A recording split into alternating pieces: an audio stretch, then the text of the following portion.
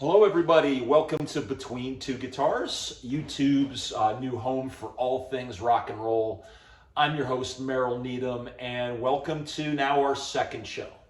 So if this is your first time joining us, here we're talking about new releases, we're talking about bands, we're talking about concerts, and also gear reviews and even audio equipment. Maybe down the line, once the subscriber number gets up, I might actually end up having an interview or two. So keep checking in and make sure you subscribe and hit the bell icon to be notified whenever I put new content up there so you won't miss anything. And make sure you hit that like button if you like the show, like my cat Luna seems to. I think she might decide to join us for a little bit. So anyway, without further ado, let's get on to the show, and we're going to start with some bittersweet news concerning that little old band from Texas, ZZ Top. As many of you may know, we lost Dusty Hill on July 21st of last year. He died peacefully in his sleep. Nobody in the band has actually released an official cause of death. We're just keeping all that private. So we miss him. He's one of the most underrated bass players ever to play, and along with Leonard Skinner and the Allman Brothers, ZZ Top basically helped define Southern rock, as far as I'm concerned. Well, the good news is, and there's two pieces of good news though, and that they recorded one more album before Dusty passed. If y'all remember, in 2019, they released a documentary on Netflix called That Little Lone Band from Texas, which was done by Banger Films. Sam Dunn, guy out of Canada. He's done a lot of great rock and roll documentaries. He did Flight 666, which is the Iron Maiden documentary. He also did the Metal Evolution series on VH1 several years back. And he also has his own YouTube channel as well. Definitely check him out. It's the Banger Films channel. They got some great content out there. Anyway, he did a movie about ZZ Top where they did the whole life and times of the band. And as part of it, they all got together and played out. And I forget the name of the club that they played in, but it's the oldest continuously operating music club in the state of Texas. I believe it's in Austin. So they actually recorded a whole album's worth of material. It's all older songs, but redone in a more stripped down method, more blues oriented. So I'm real interested to hear the songs off of Eliminator and Afterburner, which was that height of their 80s popularity where everything was just super produced. Let those songs get back down to basics. So that's sort of, I guess you could say, Dusty's coda.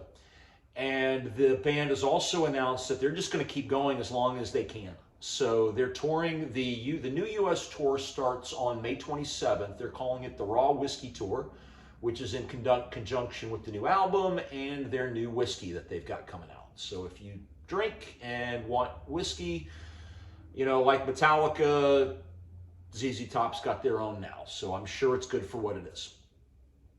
The new album drops on July 22nd, and it's not available for pre-order yet, but once it is, I'll let you know on that as well. So no dates yet for the South or the Southeast other than one show on August 27th in Beaver Creek, Kentucky at the Beaver Creek Amphitheater. I'll let you know when there's more shows getting closer to Charlotte. My guess it'll be late summer, early fall. At least it's one of those things. I don't know how many more tours we're going to get from ZZ Top. They are getting up there in age. I'd say is that if you like the band at all, and if you ever thought about going to see them in concert, make sure this tour is the one you do it on, because it may be the last one. So there again, ZZ Top, look for the new album Raw on July 22nd, and look for their new whiskey available where you can get those kind of whiskeys, I guess, since I don't drink. Next piece of news, we're going to talk again about Jerry Cantrell, but Jerry Cantrell's main band, Alice in Chains. For those of you that paid attention, back in September, right about the time that Jerry was releasing his recent solo album, Brighton, he threatened to take Alice in Chains out on tour the end of 2022 to kind of get the road rust off. They're not talking about releasing a new album, although hopefully we can at least get some vinyl reissues. They've recently re-released Facelift and Sap. Sap got a record store day release last year, and then Facelift got a remaster. They still have Dirt, Tripod, and Jar of Flies that need to get remastered as well from the Lane Staley era.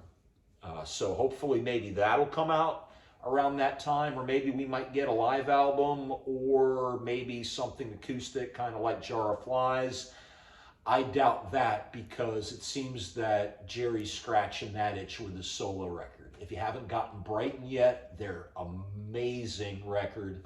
Jerry is going to be here in Charlotte on April 10th. We talked a little bit about more of that last week, but the new tour is going to be with Breaking Benjamin and Bush.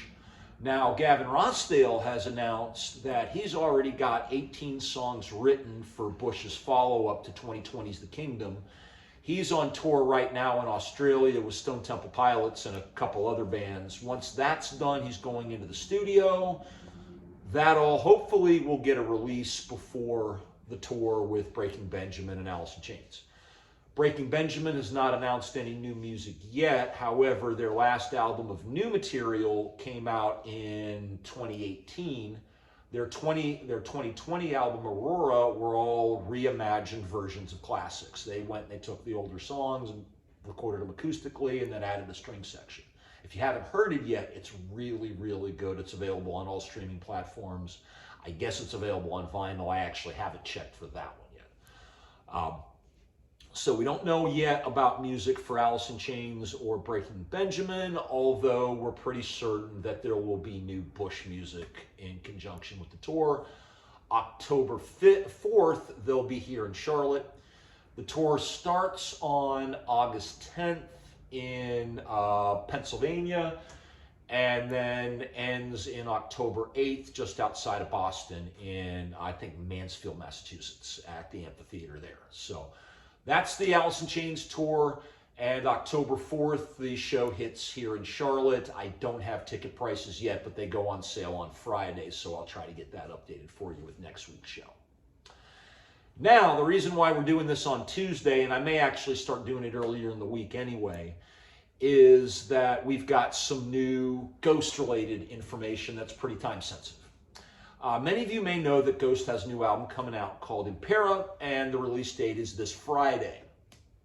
And as part of the release, the band is doing a live stream, live from the ministry, on their YouTube channel at 2 p.m. Eastern on Thursday. They're going to debut the album in its entirety. It's coming a little early because I think Europe is getting the record a little bit sooner.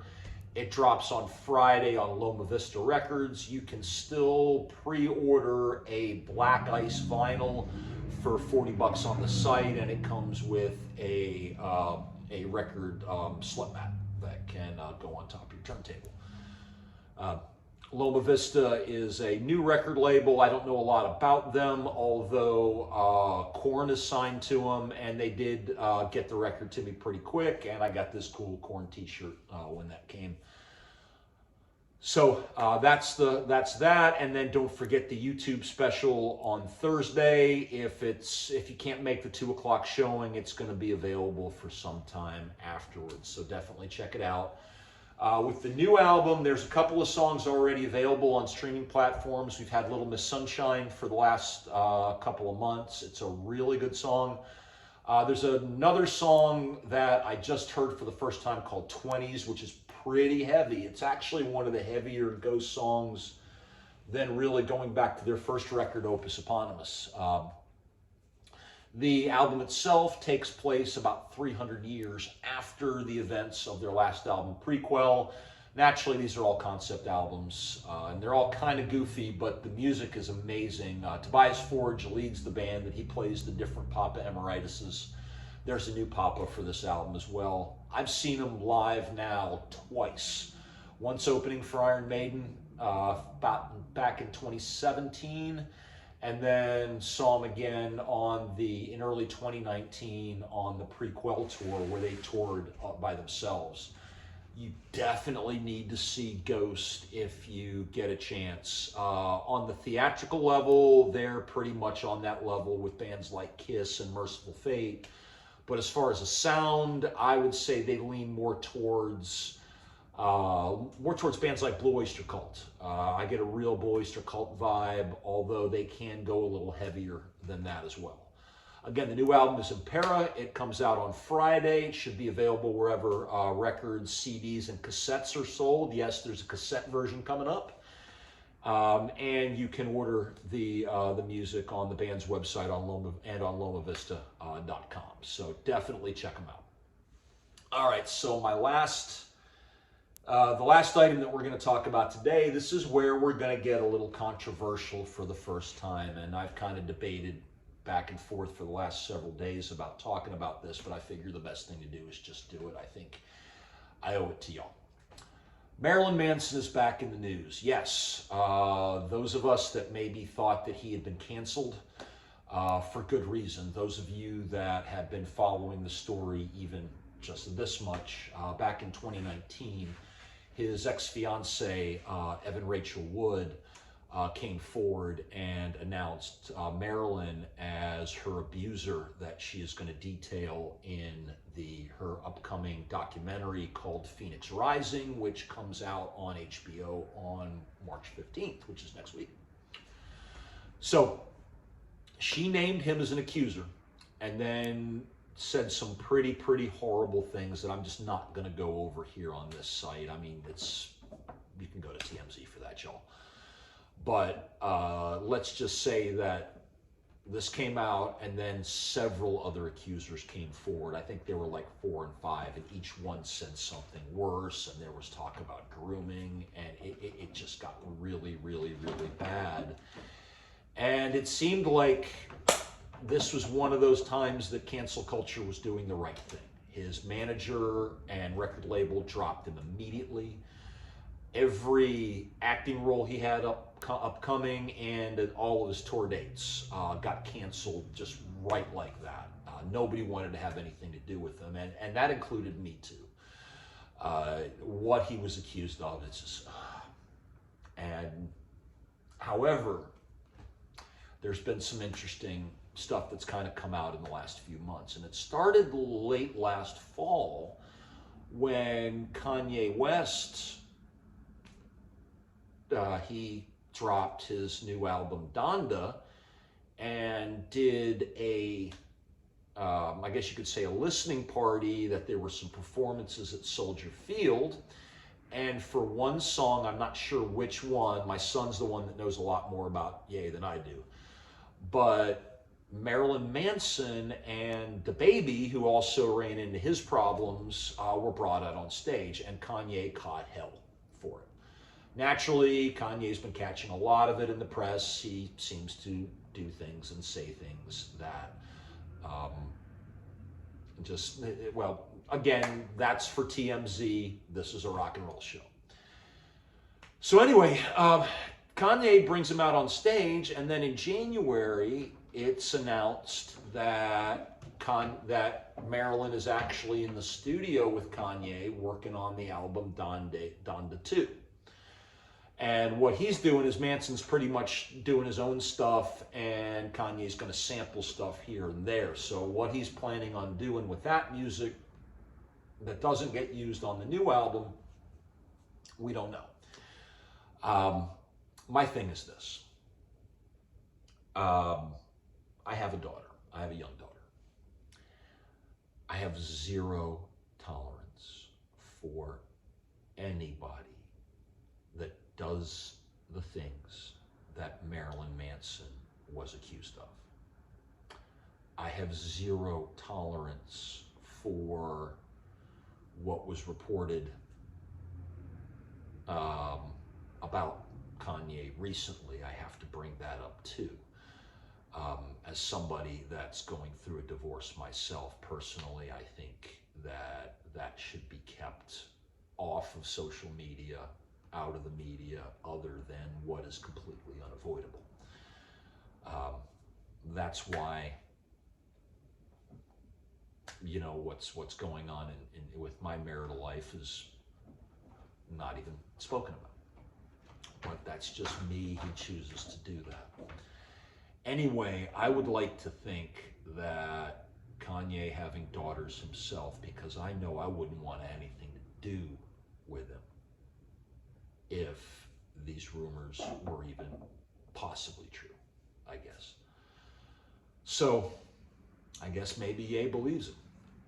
Now, last week, we get a lawsuit. Marilyn Manson has filed a lawsuit actually against Evan Rachel Wood and her on and off again partner, Ashley Gore. Basically, he's saying that they made all of it up.